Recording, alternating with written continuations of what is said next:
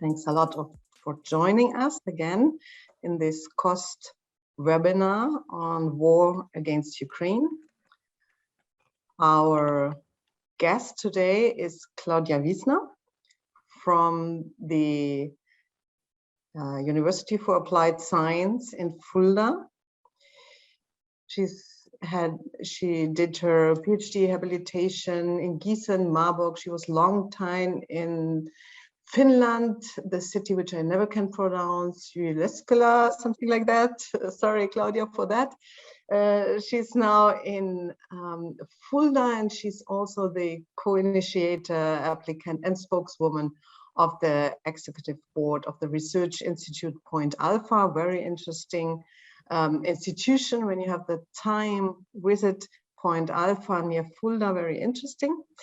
She is Jean Monnet Chair, and she has numerous publications which I cannot name because it would take us too long, but just to give you an idea, she's working on rethinking politicization, about crisis and the outcome of crisis for the EU, and about democracy in EU. So she's a very distinct scholar in EU and crisis. So Claudia, you have the floor. So thank you very much for the invitation, and thanks, Michelle, also for explaining a bit on my background. So as you have seen, I haven't had so much a tradition of thinking on the EU's external politics, contrary to what Michelle and others do that speak in this series. But my background really is, among other things, in thinking about what actually the EU is, what it stands for, what are the goals, what are the core narratives of the European Union. Okay, so I will try to share my slides. Now let's pray this works. All right, okay. So, and that was also sort of what struck me in what happened in the Ukraine war, and what made me reflect about the political and geopolitical consequences of this war for the European Union. Now, let me start with some explanatory words on this term of geopolitics. Because I'm happy and not happy with this term at the same time. It's a more or less classical established term that tries to tackle phenomena that relate to political geographies, so to countries, to territories, to borders. But it's also a term that has been ideologically used, among others, by Carl Schmitt. So I have been having debates with colleagues about whether this term actually is really useful, also as an analytical term, to describe these phenomena. And I'm not sure, but I'm using it for the moment because I don't have a better term. So if in the discussion we come up with a better term or with ideas of that, I would be very happy. So, as I said, politically, this war concerns territories, it concerns the common good, it concerns the narrative behind the European Union. And let me explain why. And let me also explain why I termed this talk A New Order for Europe ? My argument has 7 steps for now, so it's just 7 theses. I really try to compress what I want to say. And the first one reads that the war questions established truth in Europe. I'll come to that in a minute. It results from a geopolitical and ideological system competition. So I think ideological is more easily to understand than geopolitical, but geopolitically here, really, I mean, as I just said, an economic, social, political competition about the influence in certain territories. Which are inside Europe, which are also outside Europe. And here in this war, it's mainly a competition between Russia and Europe. But as you'll see, there is not only Russia and Europe involved in that competition, but it extends, that would be my argument, worldwide. Because, third argument, the war opposes liberal democracies and an autocracy. This is why I argue that this war will bring a new order for Europe, whether we want it or not. And it fuels a paradigm change towards a geopolitical EU. Now here in that sense, that's an expression that Ursula von der Leyen and Josep Borrell have been using. They have been talking repeatedly about a geopolitical Europe, again, without specifying the concept. But what they also mean is that the European Union has to position itself in the world in these conflicts. Because, and that's my sixth point, the war underlines we are living in a multipolar world order. So, and here we get a bit more towards a concretization. The world order is geopolitically, economically, ideologically, and legally multipolar. That means there is not the one world order, neither there are the one basics of a world order, but there is actually not only a system competition, but a competition of ideas, of economics, and ideologies, and also legal systems. And in all this, and this is my core argument why I think we are coming towards a new order for Europe, the EU and its member states have to position themselves. Okay, so now I'm coming to these theses one by one. Why does the war question establish truth in Europe? Because we have a war in Europe for the first time since World War II and later the Balkan Wars. So you know that World War II ended in 1945 and it built the cornerstone or the founding basis for a number of developments that ensued in Europe afterwards. It was an initiation not only for the founding of what then was to become the European Union, but it also was an initiation for the funding of the Council of Europe. And it also was an initiation for what was later termed the Cold War, so a confrontation of an Eastern and a Western bloc in Europe that lasted basically until 1990. So it's no surprise that after 1990, we have experienced the Balkan Wars, which were more or less a direct consequence of the breakdown of let's say, a socialist regime in former Yugoslavia. But strictly speaking, in all European states except the Balkan states, people got used to a kind of idea to live in perpetual peace without any need to fund a military. And that was largely common sense. It was especially common sense in Germany. Now, it is a bit ironical because all this obviously was possible partly because Europe was protected by the US and by the NATO nuclear arms forces. And I, again, sort of let me say that Germany was in a very special situation because, as you know, Germany doesn't have its own nuclear weapons. It was difficult enough for the Germans to have the negotiations and to stand to getting back a military after the Second World War. But obviously, Germany benefited from others having nuclear weapons, and it benefited from being a member of NATO. So in a sense, and that might seem a bit cynical, but for Germany, it was very easy to believe that weapons wouldn't be needed because it simply didn't need weapons because NATO and the US had the weapons. And I would argue that these ideas, building peace without weapons, led also to the idea that change through trade. For a long time, this has been the paradigm of Germany's politics with Russia, change through trade, and that failed. We see it very clearly that it didn't work. Again, Michel is much more an expert on this than I am, but I'm still going to mention it. I think Nord Stream 2 is really an example of a tentative to have change through trade and also to have the benefits of trade with Russia. And we clearly see how this is also a political failure, on large-scale political failure of this paradigm of change through trade. So that is the different situation that we have to face, that Europe and the Europeans have to deal with. And that means here, it's us, the European citizens, it's in particular probably us, the German citizens, and it's also the European Union as a polity that has to deal with it. Second thesis, I was arguing that there is a geopolitical and ideological system competition behind it. So geopolitical, again, in the sense of a political controversies about economics, about ideology, about influences, about territories, all this extends to. And when I discussed in January and February with colleagues whether they thought there would be a Russian attack on Ukraine, most said, no, there's not going to be a Russian attack on Ukraine. It wouldn't just be reasonable for Putin to attack Ukraine. He has had so many gains by the negotiations that he had before he attacked. So it's just not wise. So he faces really a lot of economic difficulties and economic problems if he attacks Ukraine, and he won't do this. So from a kind of European rational or a kind of European rationalist standpoint, it's strictly not very rational for the Russians to have attacked Ukraine.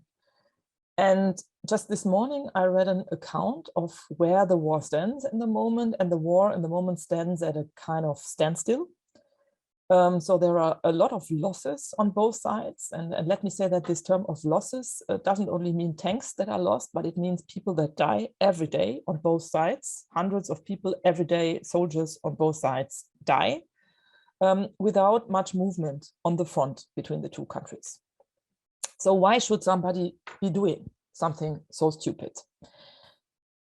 It is rather apparent that Russia is driven by ideological and again geopolitical motivations. So, and here this means that very clearly, and there have been warnings about this that have been largely ignored by the West because people just couldn't believe it or just wouldn't believe it.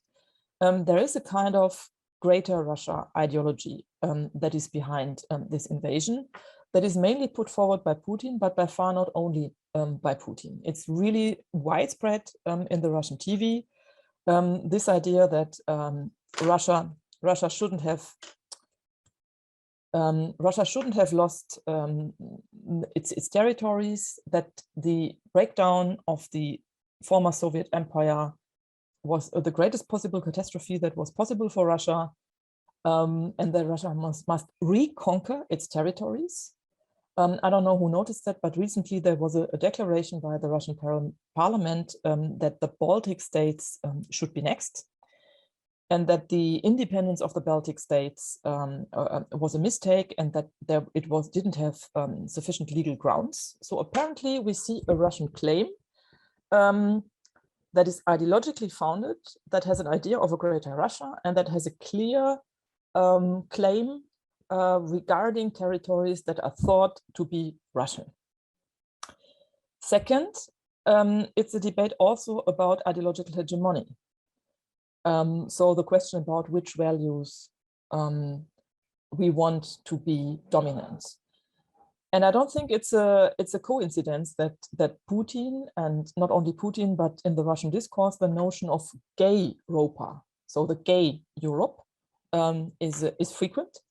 Because that's a kind of insult to say, so you see how Europe is weak, how Europe is not manly, how Europe is not strong, but Europe is gay, Europe is decadent, Europe is degenerated, and Russia is not. So it's a kind of opposition between a strong country, a very male country, a very bellicist country, and a West or a Europe that is constructed in the discourse as something weak and something degenerated. And that's also a rationale behind that. So we have the construction of a distance between a manly, bold, aggressive East or Russia and a weak, gay, degenerated West. But all this doesn't come just out of the blue, because the war also opposes liberal democracies and an autocracy. So one of my main research interests is in studying democracy, democratic theories, and democratic practices. And I think this is a very important point in all this. And this is also where we clearly enter into what I termed the world order, and how this war is probably changing not only the European order, but also the world order. We see also an autocratic regime attacking a neighboring state. We see a blatant contradiction of the fundamental values of the EU, which are democracy, freedom, and the rule of law. We see a blatant contradiction of the UN Charter and the rule-based world order that has been developing, especially in the last 20 years. And to say it very briefly, we see Hobbes instead of Kant.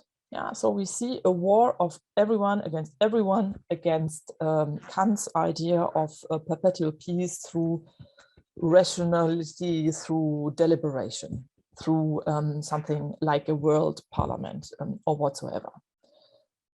And I think this is a very important contradiction also for Europe, because Europe and the European Union, so the European states and the European Union, would obviously situate in the camp of fundamental values, of the rule-based world order. And you in the reactions to the Ukraine war, you saw that people were just shocked. Like, how can he do this? How can he just contradict it when it's a rule? Yeah. So I think that to put this to a caricature, if Annalena Baerbock talks about feminist foreign policy, I think for sort of the opposite camp, it's just another proof that the West is just totally degenerated and doesn't understand the rules of force. Why is it important that an autocratic regime in the changing world order attacks a neighboring state? Well, because Russia is not the only autocratic regime that we have that might attack a neighboring state. So a number of people have seen this attack as a draft for China attacking Taiwan. And we see, as you know, a number of semi-autocratic or illiberal regimes that really have been attacking these fundamental values.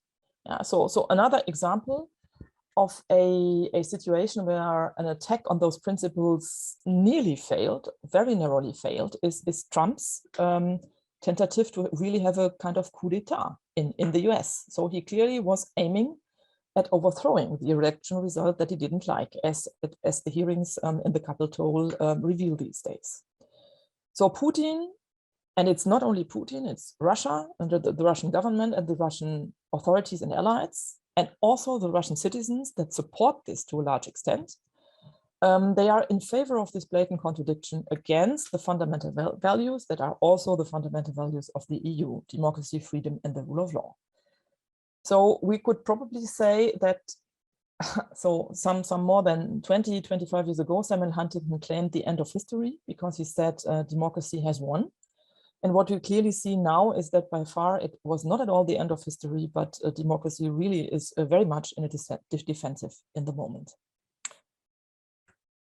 Fourth point, why does all this mean that the war will bring a new order for Europe? Because the EU is now forced to become a geopolitical actor as well. And again, this means the EU is now forced to enter into this power play on influence, political, economic, ideological, in certain territories and neighboring areas. And that means that the EU needs to deal with the applications from Ukraine, Georgia, and Moldova that it has just been receiving. The EU also has to deal with the situation in the Western Balkans. It was really very strange to see in the last days that the EU accepted Ukraine as a candidate, but not the Western Balkan states. I don't see, I mean, coming to criteria, I don't see any serious reason why one would accept Ukraine as a candidate and not the Western Balkan states. So let's for a moment think about what it takes to become an EU member and why all this is by far not easy to resolve.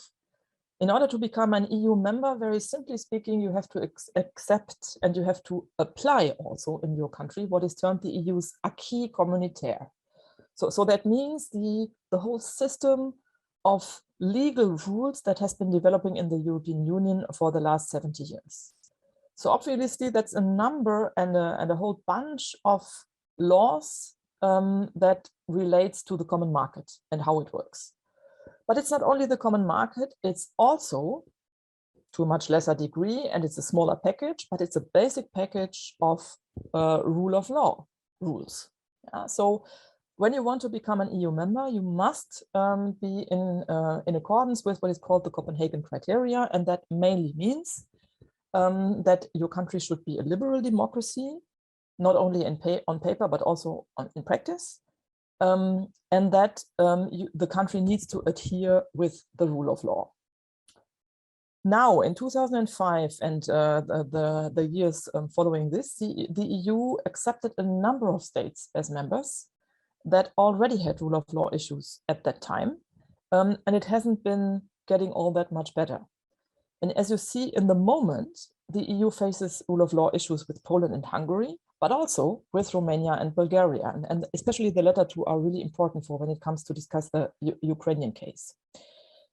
But let me first say some words on Poland and Hungary. So Poland and Hungary have right-wing governments, or we could even say right-wing populist governments that don't respect those Western European values of democracy and the rule of law that I have just been discussing about. Orban, as you probably know, has gone so far as to say that Hungary is not a liberal democracy, but Hungary is an illiberal democracy. And that he thinks he's absolutely fine with this. The Polish government has been attacking, in particular, the independence of the judicative. It has been facing sanctions by the European Union. And as you also know, both these countries, Poland and Hungary, have been facing sanctions by the European Union. But it was a very long way to arrive at this point. It really took a lot of pressure from the European Parliament. And my very brief statement on the rule of law issues with Poland and Hungary would be that the EU by far doesn't do everything that it could. But the EU has been very, very patient. The European Commission is being very patient. Ursula von der Leyen is being very patient, too patient, if you ask me, with Poland and Hungary. The issue with Romania and Bulgaria is somewhat different from the issue in Poland and Hungary, as that we don't see clear attacks on the rule of law, but we see a huge corruption problem that, for instance, also appears in other countries such as Croatia. I recently talked to a colleague from Croatia, and she explained to me that her mother is currently in the hospital and that she has to bribe the people, the medical staff in the hospital, to give her mother a proper treatment. And that it was very funny for her because she didn't know how much money she needed to give them. So she inquired with her colleagues what actually are the rates that you have to pay to the nurses and doctors in order to ensure that the mother is properly treated. This is a very small example of corruption. And in Romania and Bulgaria, those examples are really, really, really bigger. And this is obviously a huge problem because it has nothing to do with the rule of law, in the sense that we are all equal when it comes to the law. Ukraine has massive problems, not only regarding the rule of law in the country, but also corruption. I just had the occasion to discuss with Andreas Voskuhle. Andreas Voskuhle is the former president of the German Constitutional Court. And we discussed Ukraine-EU accession. And then he told me that when he was in Ukraine as the president of the German Constitutional Court some years ago, he had a long discussion with a Ukrainian constitutional judge. And he asked her, okay, so what does it take to become a constitutional judge in Ukraine these days? And obviously he was meaning at what is your education, where did you work previously, etc., etc. And she said, yeah, okay, well, it's not that complicated. It costs you approximately 50,000 euros. But it's definitely worth the investment because you earn that in your first year as a constitutional judge. So very clearly, the EU must not and cannot accept such a state as a member, and if you ask me, not even as a candidate, if it really wants to stick to its own principles of democracy and the rule of law. Now, as you clearly see, Ukraine has just been accepted as a candidate. And here we go. Back to the first line, the EU is forced to become a geopolitical actor. We see other interests at work here. If we don't offer Ukraine the path into the EU in this moment, obviously Russia's position is strengthened. And I think it's a huge dilemma. I'm not claiming I have any simple solutions, but I'm just saying the EU really endangers itself if it accepts more and more candidate states and more members that have such serious rule of law and corruption issues. Second point, we also see a political paradigm shift, which is probably best illustrated when you look at Germany's political paradigm shift. But we see a similar paradigm shift in the European Union. Both, as you see, buy weapons, both invest decisively into the military. I think the German example illustrates really how much this has been a paradigm shift, because in Germany, really the military was in a devastated, even nearly rotten state in the last 20, 30 years. So not enough equipment, not enough money, the equipment didn't even function, etc. And now really you see a 180-degree change we go totally into the opposite direction, and suddenly we have this huge investment program into the military, which means that Germany noticed it has to position itself also militarily, and it has to be ready to defend itself militarily, which is really a clear break, which was what I was saying at the beginning. What has been passing mostly unnoticed is that also the European Union has been buying weapons for Ukraine. And that is really tricky because, as you know, Ukraine is not a EU member. It wasn't even a candidate state at the point when the EU bought weapons. And as you also know, common military and buying and using weapons is not something that is foreseen like as one primary policy goal of the European Union. And it was the initiative of Josep Borrell, and I think probably also of Ursula von der Leyen, to use a certain clause in the treaties to nevertheless buy weapons and send them to Ukraine. So we see an EU, and namely personalized by the personalities of Ursula von der Leyen and Josep Borrell, that positions itself very clearly as a kind of also military player in that conflict. And that obviously will have consequences. And that's why I say it's going to bring a new order for Europe. It brings, as I said, a paradigm change towards a geopolitical EU. And that also is a paradigm change in that the EU used to be what Ian Manners termed a normative power. So the EU used to concentrate on peaceful interventions, on democracy promotion, on change through trade. To the point that many critics said that the EU does support democratic transformations, for instance, in the southern Mediterranean areas, but it really doesn't take on that much responsibility, that the EU really doesn't try to be a kind of hegemon, even benevolent hegemon. The EU was just giving, some money and fueling a democratic transformation, and it was really building on change through trade. So the EU was an economic world power, but not a political or military world power. And that was obviously also because the EU was in a useful symbiosis with NATO. Now, as I said, because of all this that I have been describing, the whole scenario, especially Ursula von der Leyen and Josep Borrell claim the geopolitical EU, which clearly means we are now going to be also a political and military world power. This is probably a justified paradigm change in the situation, because I think the EU as an EU and also the EU member states must reflect upon these problems. But it's not easy. It comes as a price and it has certain consequences. 6th point, I said that this war underlines that we are living in a multipolar world order, economically, ideologically, legally. What does this mean exactly? Well, first of all, it means that economical, ideological, and political powers are mixed. And that we have the US, China, Europe, and a number of developing powers, for instance, Brazil or Pakistan or India, that take different positions and different alliances in that multipolar setting. So the US very clearly has done, at least since Joe Biden has been elected president, what it mainly did. It tries to stabilize liberal democracies all over the world. It tries to stabilize liberal market economies. And it's publicly, but not necessarily militarily taking a stand in favor of Ukraine, which is sort of very logical in all this. We have been talking about Russia already.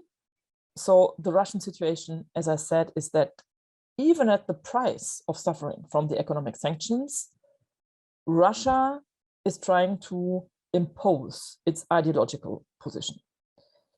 What is interesting is that China is really reserved in this conflict, even if China is a close ally of Russia. So for those that are interested, there is a very interesting document to read. There is a joint Russian-China declaration that was issued in February of this year, so 3 weeks or so before the war started. And it underlines that China and Russia really have the same ideological position towards what could be termed the West. And then it's important to see also which countries in the United Nations didn't vote against the Russian invasion. So the UN voted a resolution that condemns the Russian invasion in Ukraine with a very large majority, but some 30, I think 30 or 35 states abstained from voting or from condemning the Russian invasion. And there were a number of really important developing, emerging economical powers that were not supporting this declaration. China, let me say very briefly, has its own interest. It has also its own interests in Europe. There is namely the New Silk Road Initiative, which aims at gaining economical power over territories that are either in the European Union or neighboring the European Union or in Africa, which is something that the EU really didn't do. And let me give you one very decisive example of what was happening. In the financial crisis that started in 2008, 2010, you know that Greece was really very severely hit. So the EU, in the form of the Troika, forced Greece to sell a number of state infrastructure, and namely the port of Piraeus. So Piraeus traditionally is a very important strategical, economical, trading whatsoever harbor in the Mediterranean, and it's no longer owned by Greeks. Neither is it owned by Europeans, because it was been sold. So the Greeks were forced to sell it at a very low price, and guess who bought it? A Chinese corporation. So the strategically and politically and trade-wise important port of Piraeus is no longer in European hands, but it's in Chinese hands. Now, when this happens, and when I first discussed this with some economist colleagues, they were like, oh no, come on. I mean, what can you do with the harbor? Is it like really important? And now I think with this Ukraine war in mind, and when you see what does happen regarding the harbor countries in Ukraine, we see that it's really not trivial at all, that the Chinese are possessing a port, a harbor, very close to the European Union. It's not in the center of the European Union, but it really is some strategically important spot in Europe. So that's for me a very clear example to gain also territorial influence and not only economical influence in Europe. And there are a number of Chinese initiatives that go into this direction. And the EU has not seriously been trying to counteract this. In all this, what really worries me, and I'm not alone, is that there is a presidential election coming in the US in 2024. And if Donald Trump gets re-elected, and in the moment it looks like he really has serious chances to being re-elected in 2024, this will really be a serious threat to this liberal democratic part in the world order, because Donald Trump will not side with the Putin opponents, and Donald Trump will neither necessarily side with the liberal democracy camp. But in the past, he has been siding more with the other camps and at the other side of this ideological conflict that I was mentioning.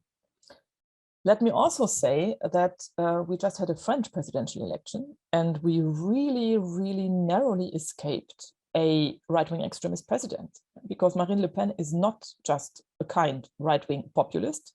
She is a very clear-cut right-wing extremist. And mind you that she got 42% of the votes in the second round of the presidential elections, which means that 42%, so 2/5 of those participating in the presidential election, voted for a right-wing extremist. And the former Front National also obtained 90 seats in the French National Assembly in the second round of the legislative elections. And that means that the Front National, or the former Front National, won constituency. So they used to have only 8 or 9 or 10 seats because there is a majority principle or a constituency principle in the French legislative elections. So it's really a kind of tidal wave of right-wing extremism and dissatisfaction with democracy that we experience in France. And I know usually nobody believes me when I say this. But let me say again here, if Marine Le Pen gets elected president in France in 5 years, the European Union will be in such massive trouble that you never have imagined. And now just imagine for a moment that we have this war in Ukraine going on, and in the moment it really looks like it could carry on for some years, that Donald Trump is re-elected president in the US in 2024. And then in 5 years, we have Marine Le Pen that is elected president in France. So I'm tempted to say, bonjour, l'Union Européenne. This is not going to be nice. So a number of really, really, really serious challenges that are not easy to resolve. I would like to end upon some pragmatic policy steps that I think come out of this. So the first one is to fix conditions and also limits to EU enlargement, to really find a transparent and reflected way to deal with this necessity to offer something to the candidate countries or the prospective candidate countries without always accepting member states that are either have a massive corruption problem or a massive rule of problem or both. Then I think it means to define what actually it means that we are going to have a geopolitical EU. So coming back to my example of Kant against Hobbes. So does this mean we want to defend Kant against Hobbes? If this means we want to defend Kant, so liberal democracy, the rule of law, against the rule of the strongest, then it means the EU cannot accept rule of law breaches internally, and the EU must fight for the acceptance of liberal democratic values outside the EU. And that also means that we cannot just, deliver weapons to Ukraine and say, well, you do with it whatever you want. But it means the EU needs to take on a political influence in Ukraine, for example, and it needs to enact its new goals and powers and means. So the EU would take on a responsibility in the whole region, in its eastern border and maybe also the southern border. And it really means the EU needs to become more active. It needs to prepare who, what, and how are we going to shape the post-war order. Olaf Scholz, and I found this very interesting, has already been speaking about a Marshall Plan for Ukraine.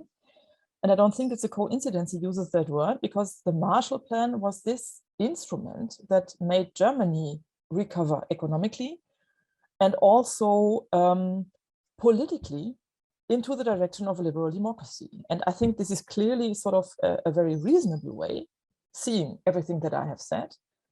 But it also means that the European Union will do what the US used to do. So it also means we can no longer wash our hands in innocence. We will be intervening into those regions. We will be defending democratic values and institutions in a certain area of influence, and that means to take on sort of a hegemonic role, just very similar to what the US did after World War II. But all this will be taking place in a multipolar world order, or maybe even a multi-order world. So there are going to be different competing ideologies. And very clearly this means, and we actually had a discussion on this some weeks ago in the founding event of this Point Alpha Research Institute that Michelle just mentioned. Yeah, so we had a one-day workshop about what the Ukraine war means for the world order.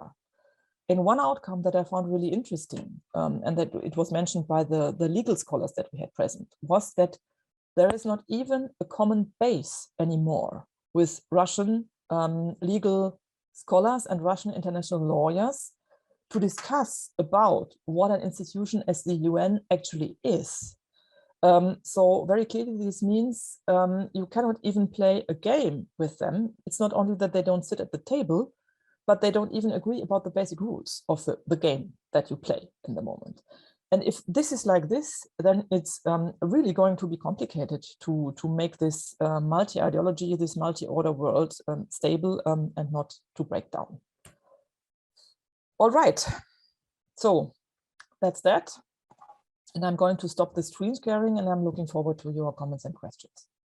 Thank you, Claudia, for this really huge circle you made and these many points which are so interesting. I have noted a lot of questions. Unfortunately, I was thrown out the internet 3 times in the beginning, but I think I got it because I know what you are going to say.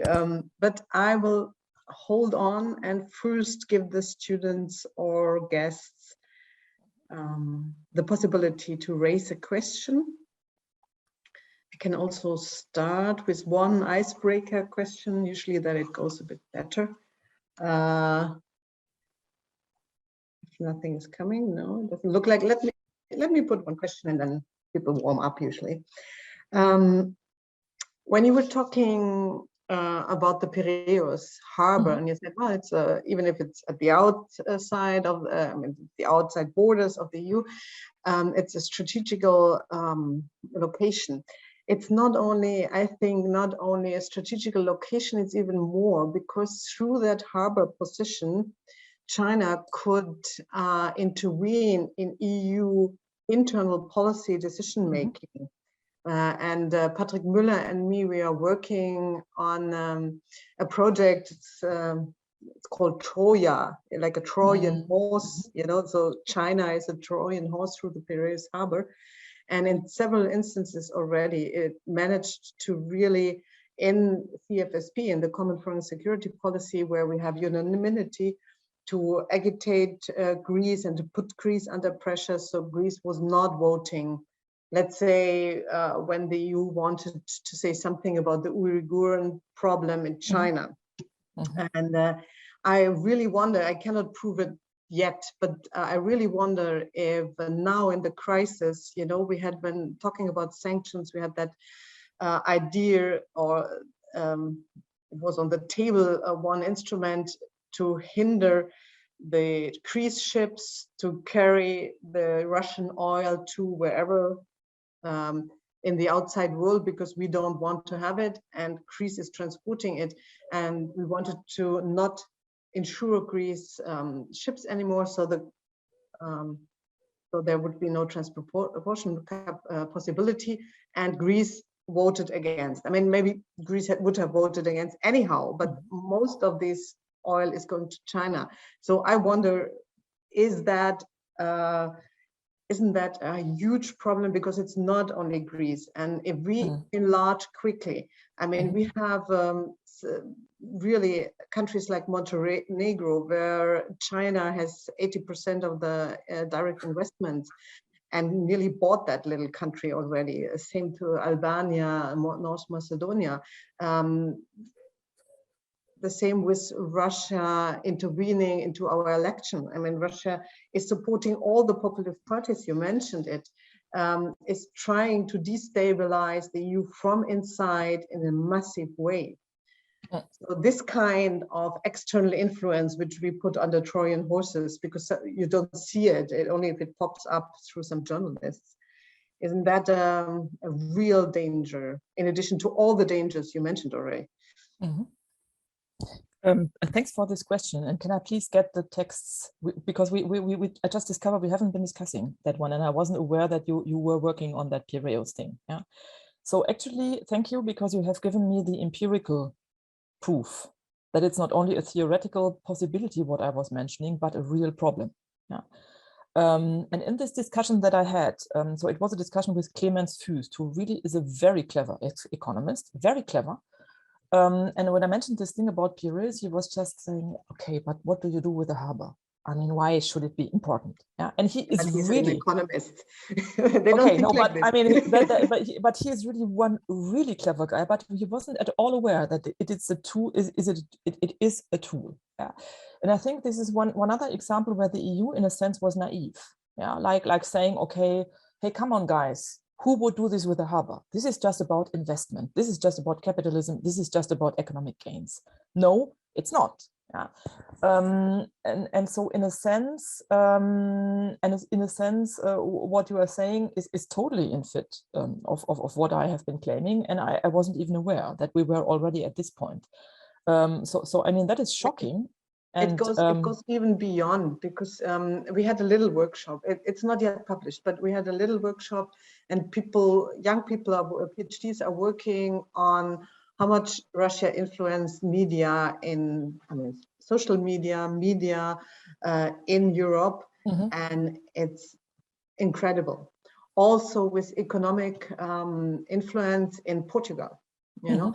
I mean, there are so many. It's a puzzle, you know, but there are so many incidences which we know already, and don't want.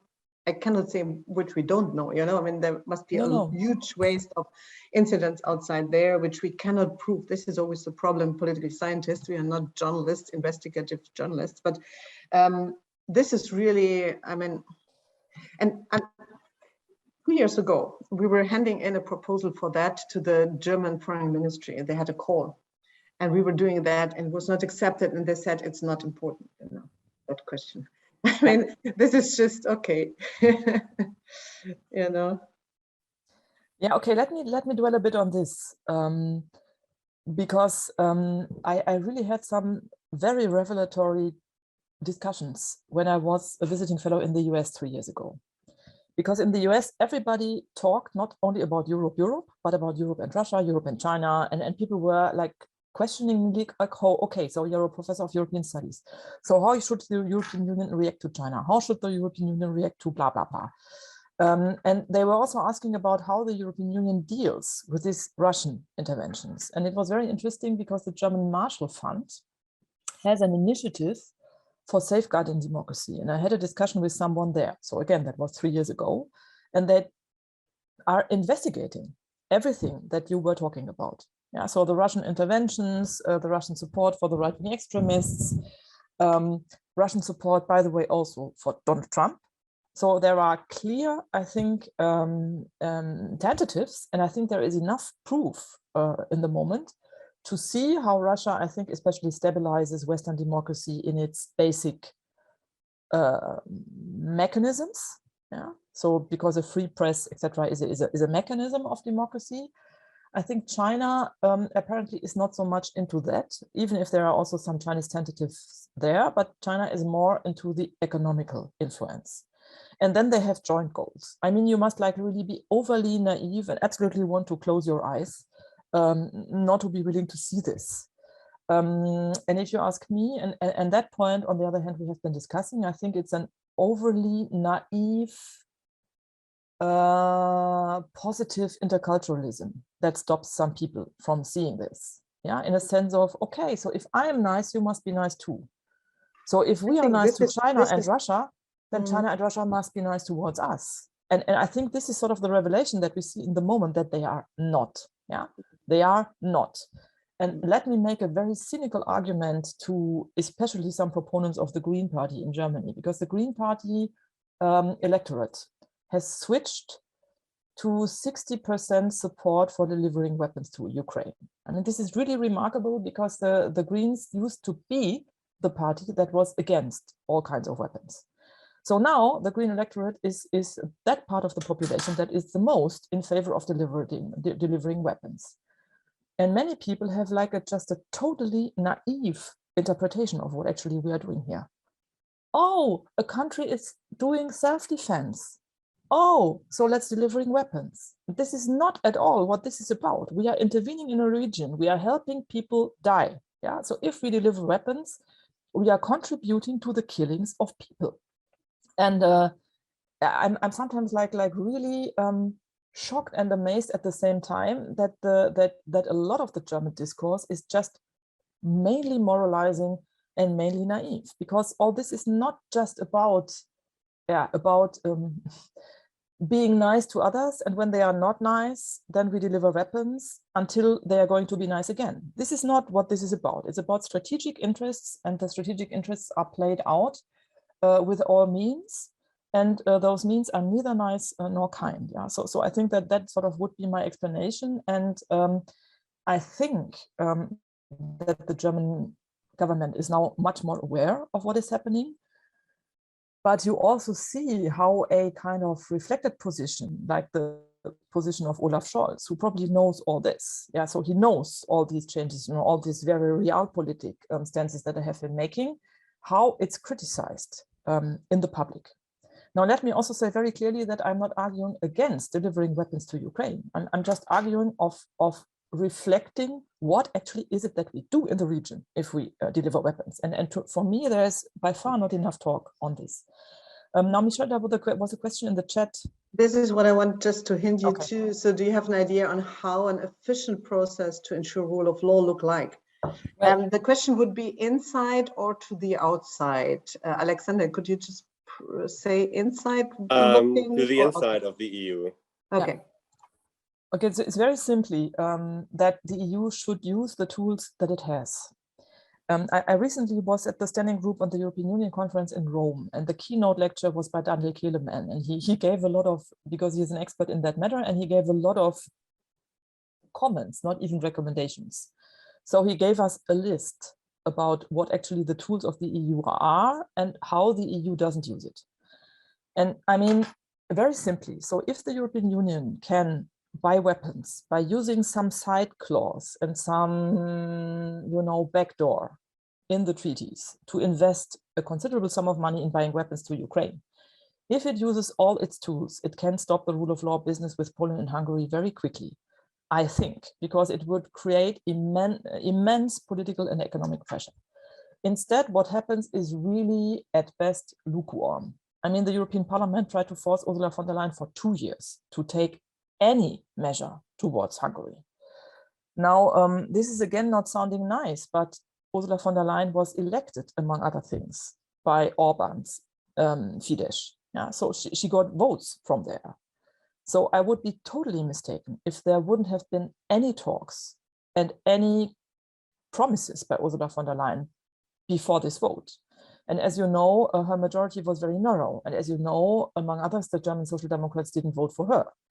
But Fidesz voted for Ursula von der Leyen. And then 2 years afterwards, you see her very reluctantly trying to stop imposing sanctions on Hungary. Yeah. So as long as the EU doesn't use the tools it has, there could be much more complaints before the Court of Justice. There could be all the economical and political sanctions. There could be immediate reactions. Yeah. So there could be threats like, okay, now listen, we have tried this 2 times, 3 times. So we signal you that the next time you even think of delimiting the rule of law standards in your country, there will immediately be the full battery of what we can do. And instead, and I didn't know that, Kelemen read to us the congratulations emails that were sent by Borrell and von der Leyen to Orban when Orban was re-elected. And I mean, I recollect in particular the mail that Ursula von der Leyen sent. She really warmly and enthusiastically just said, we are so glad that you are really re-elected. Our warmest congratulations. And we really look forward to another 4 or 5 years of collaboration with our cherished Hungarian colleagues. I mean, I'm sorry, but this is not the way you do it. Yeah, you at least put a clause saying like, we are confident we will be reaching decisive progresses when it comes to the rule of law issue or something like this. Yeah, so, and as long as the EU sort of doesn't do this, it's not going to improve. And I think it's really it's a high political danger because we have those countries that don't respect the rule of law and that are illiberal. We have the situation in France, for instance, and obviously Marine Le Pen collaborates closely with the Polish peace and with Fidesz in Hungary. Of course she does, because they have joint interests. You have that external threats. And if in that situation, the EU just says, okay, forget about the rule of law, it's all geopolitics, let's take them in, it really risks to have a kind of critical mass of illiberalism inside the EU. And I think that really is a danger. So I would clearly be a proponent in favor of employing all the means strongly at once. I have a question Thank you. from Pascal Unterleitner. Yes. I have a question about China and is the lesson that China learns from the Russian invasion in Ukraine, especially thinking about Taiwan?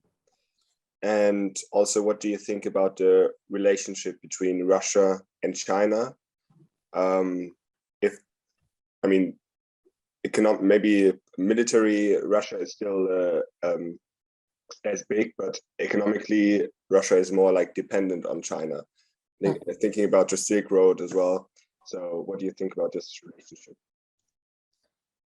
Okay, good question. Let me get back to this joint Russian-Chinese declaration, which I found really very interesting, and I recommend you to read this. What really struck me most in the Russian-China declaration is that they claim to be democracies. So really strongly, all this is about, we are democracies, democracy is the best system in the world. And then sort of the interesting clause is, but we won't permit the West to prescribe us what democracy is. Yeah? So apparently it's very important to call yourself a democracy, even if you're not, by any standards that are known, and to say, and if the West tells us you're undemocratic, then it's again another very bad kind of Western hegemony. Yeah. So you see another cynical remark, how this very well resounds with many post-colonial discourses, where the West is always sort of the evil empire in a sense. Yeah. So it's in line with a well-established post-colonial criticism of the West, claiming that liberal democracy is only about Western hegemony. Yeah. So we have Russia and China saying, we do democracy, but we do our own style of democracy. They also mention a number of joint strategic interests. And it's also said that Russia waited with the invasion of Ukraine until the Olympic Games were over in order not to bring China into trouble here. Now, it has been noted by many international relations scholars that China didn't take much of a position in this war, neither in favor, neither very much against. China has been staying very reserved. I'm sure that trade between Russia and China is really working very well still. I would have the hunch, but I'm not enough of an international relations scholar to be really informed here. I would have the hunch that China will reflect 3 times more before it invades Taiwan, because it really sees that this comes as a cost. And it really can imagine that the West, and in particular the US, would react and would help, and there would be a violent reaction. I also think, but that's really a more or less an educated guess, looking at China from the outside, I have the impression that China is more economically rational than Russia is, and that the kind of ideology behind the Chinese government, there is an ideology, but it's more an ideology of economic dependency and not so much on ideological and territorial hegemony. So I don't think China that much is interested in gaining territories, but that it's more interested in controlling territories. So it doesn't necessarily need to own them. There's also a very interesting book that I read on the Chinese ideology. It's called Alle unter dem Himmel in German. And it explains, I think, very well the ideology behind this Chinese thinking. That sort of more or less says you can have different political systems as long as we are all under the same sort of hegemonic structure. So given all this, I think China would have strong incentives against an invasion, but it doesn't mean that China won't invade Taiwan as at the point when it sees that it has more to gain than to lose when it invades Taiwan. Okay, I have another question in the chat from Daniel Eich. He's asking what will happen to EU if Russia prevails in Ukraine and international politics return to this dualism we had in the Cold War, at the end of the EU. Yeah. What a pessimistic topic we have today. Okay, but it's not a nice topic. Well, let me put it differently. And you are not going to like what I'm going to say here. But one outcome, and I could also, I could put in the chat and I could email, because there is a link to this Tagungsbericht. So we have a conference report on this opening conference. And I think it's really worthwhile reading that. It's a 3-4 pages summary. So all the experts agree, and this, again, I say you won't like this probably, but that Ukraine cannot win this war. Maybe Russia cannot win this war either, and this is very much where we are at in the moment. But to say it clearly and bluntly, to me, it's a total illusion to believe what Zelensky tells his people, that they are going to win back all the territories, because it's just militarily impossible. Now, I think it's also an illusion that Russia can just simply overrun Ukraine, as we have seen. So Russia maybe is not winning this war either. And I would like to put a question mark whether the situation that we have in the moment is then really the situation that we should be happy with for the coming 3 or 4 years. It's a kind of Verdun situation, yeah, where you have sort of missiles and people fighting on both sides, and you have nothing moving in the war except people dying all the time. So that very clearly means I don't think it's an option that Russia prevails, neither is it an option that Ukraine prevails. But I think the outcome of this war will be to deal with this multi-order, multipolar world that I have been mentioning. And that means that at one point or the other, some people will have to sit at a negotiation table with Russia. This is just it. And it might be the Putinist Russia. Yeah. Maybe Putin will have had a successor and that might facilitate things. But I don't see how can I see that? I don't see a Germany post-war scenario coming up in the sense of, okay, once Nazi Germany is destroyed and Hitler is dead, we are building a democracy. I don't see this coming up in Russia. I might be wrong, and the next years might prove me wrong, and I would hope so. But this is not what I see. And in fact, this underlines everything that I have been saying, that the EU and Germany as well have really to reflect how they position themselves in this. And this is also what I meant by saying I'm afraid there is no easy way out. So I have the impression that too many Germans believe that if we only deliver enough weapons fast enough, then the good Ukrainians will win. And very much like in Star Wars, yeah. So the rebels will win, the Imperium will be destroyed, and everybody will be happy and live in perpetual peace again. And this is not what is going to happen, if you ask me. So I think the EU will not break down because of this, but the EU will be a different EU because the EU will have to handle all these issues. Okay, I have a last question from Mila. First of all, thank you very much for your lecture. I really liked it. I agree with most of your points, if not all, and it was, I would say, quite refreshing and quite realistic. So I share your frustration with the EU foreign policy and politics in the Western Balkans. And my question is why is the EU hesitant to accept these countries? Is it just the fear that decision-making mechanism will be blocked afterwards?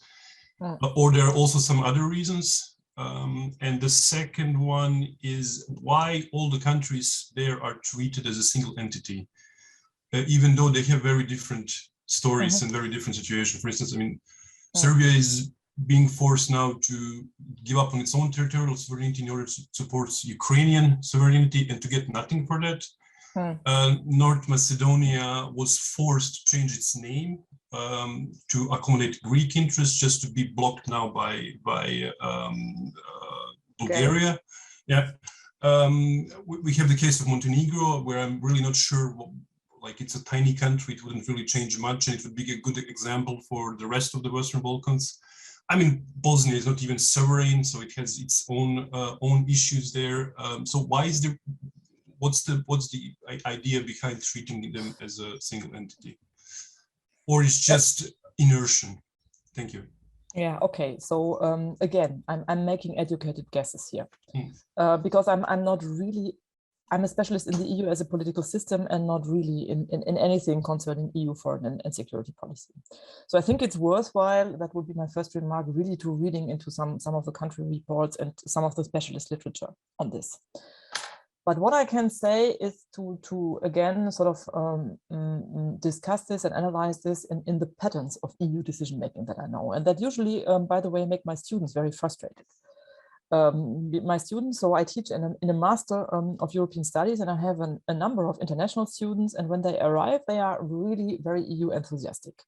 And then they get more and more disillusioned because they see it's also complicated and it's all contingent, and there are differing interests in the EU bodies, and it's really difficult to reach good decisions. So I have the intention to give the answer that I then usually give, that in some ways, this is what you buy when you have a democratic decision-making body. Yeah. when you have different voices and dissenting voices making a decision, it is difficult to reach a decision. But that is proof of the complexity of the situation.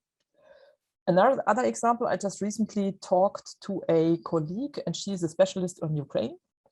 And she was complaining that these bloody politicians just didn't listen to the experts on Ukraine. And I told her, yeah, but that's not the job of a parliament. The job of a parliament is to make a political decision. It's not to listen to the experts. And I think this goes in a very similar way for the European Union too. It's not their job. Yeah, it's their job to represent their countries and to come up with a reasonable decision. Okay, that sort of doesn't stop. And you sense something that I wouldn't have pronounced like this previously, but it's probably true. You sensed a frustration with that. Yeah, and it's probably true that thinking of it, I find it frustrating, this outcome of the summit. Because I also think that if the EU wants to be a geopolitical EU, then it really needs to decline this. It really needs to say, okay, what follows out from this? And you cannot just be a geopolitical EU in the one way with Ukraine, but not in the Western Balkans. I mean, if you want to be this, then make a program for this. This in a sense was the claim. But unfortunately, and I have been studying the financial crisis and the governance mechanisms in the financial crisis at some length. Unfortunately, the EU not always reacts systematically, but it reacts as according to incremental logics, and they might be very different in one case from the logics in the other case. So probably something, what happened is that sort of there is a resistance against the Western Balkan states entering the EU. Don't ask me what the reasons is. I mean, frankly, I have no clue. It's probably corruption. It's probably the rule of law. It's maybe that they are not economically important enough. It's maybe that it's a fear of the majorities if 7, 8 countries enter the EU. I really sincerely, I don't know. Maybe there is not even like a clear reason that you can decipher. I know that Emmanuel Macron was always against this. Maybe Emmanuel Macron is a good example for explaining the dynamics. So he was against this. From everything that I heard, he has been in favor of the Ukraine candidate status.